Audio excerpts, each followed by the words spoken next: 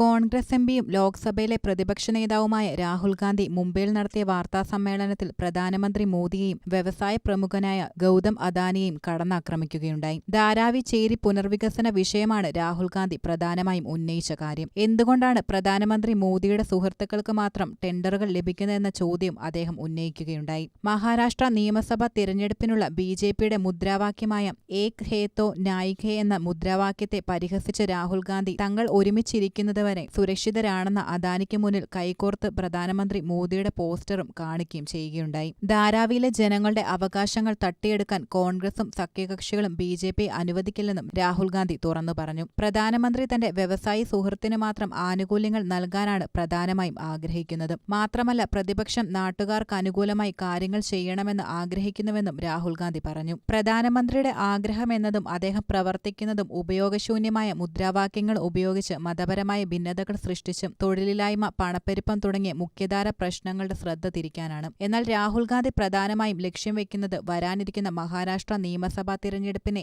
ഏതാനും ശതകോടീശ്വരന്മാരും സംസ്ഥാനത്തെ സാധാരണക്കാരും തമ്മിലുള്ള ആശയങ്ങളുടെ പോരാട്ടത്തെയാണ്. രാജ്യത്ത് രണ്ട് ആശയങ്ങൾ തമ്മിലുള്ള പോരാട്ടമാണ് നടക്കുന്നത്. ഒരു വശത്ത് ഇന്ത്യൻ സഖ്യവും മറുവശത്ത് ബിജെപിയും RSSും. ഒരു വശത്ത് സ്നേഹവും ഐക്യവും സാഹോദര്യവും മറുവശത്ത് വിദ്വേഷവും അക്രമവുമാണ് നിലനിൽക്കുന്നത്. ക്രോധവും അഹങ്കാരവുമാണ് ഭരണഘടനയെ സംരക്ഷിക്കുന്നതിനെക്കുറിച്ച് സംസാരിക്കുന്നതും. അതേസമയം ബിജെപി RSS അത് നശിപ്പിക്കാൻ ശ്രമിക്കുന്നുവെന്നും രാഹുൽ ഗാന്ധി പറയുകയുണ്ടായി. പാവപ്പെട്ടവരുടെയും കർഷകരുടെയും ചെറുകിട കച്ചവടക്കാരുടെയും പോക്കറ്റിൽ നിന്ന് പണമെടുത്ത് ശതകോടീശ്വരന്മാർക്ക് കൈമാറാനാണ് അവർ പ്രധാനമായും ശ്രമിക്കുന്നത്. ഇന്ന് അദാനിയും സാധാരണക്കാരും വാങ്ങുന്ന ഉൽപ്പന്നങ്ങൾക്ക് ഒരേ GST ആണ് നൽകുന്നതും. പ്രധാനമന്ത്രി മോദി കോടികളുടെ കടങ്ങൾ എഴുതിത്തള്ളുകയുണ്ടായി. 25 വൻകിട വ്യവസായികളുടെ 16 ലക്ഷം കോടി എന്നിട്ടും നിങ്ങളുടെ വായ്പകൾ 1 രൂപ പോലും ഇളവ് വാഗ്ദാനം ചെയ്തിട്ടില്ല എന്നും രാഹുൽ ഗാന്ധി കൂട്ടിച്ചേർത്തു.